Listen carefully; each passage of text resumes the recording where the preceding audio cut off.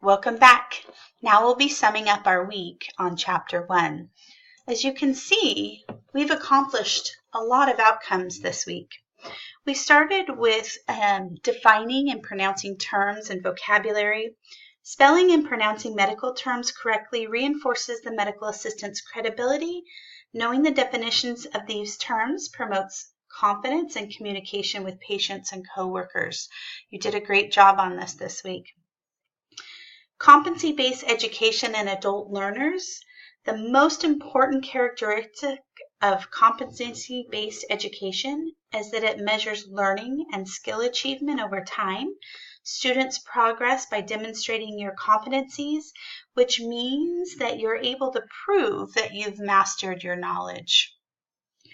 We also worked a lot on portfolios, discussing what that's going to look like over the next series of your clinical courses and what that portfolio will look like at the end of your medical assisting program. I'm very excited to build those with you over time.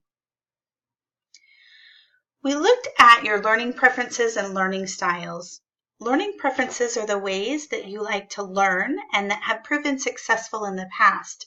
Your learning style is determined by your individual method of perceiving and examining new material and the way that you process it and make it your own.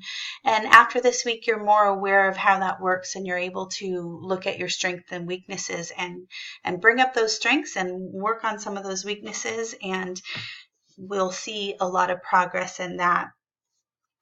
We're able to differentiate between adaptive and non-adaptive coping mechanisms. Adaptive coping mechanisms help a person gain control over a stressful situation. Negative or non-adaptive strategies may affect the short term, but often lead to long-term stress. We've worked with this in the classroom, and I know that this is something that's going to help us be successful as a working team, and also as you go out into the community and into job sites in the future. I hope you have a great week, and I look forward to seeing you next week. Bye-bye.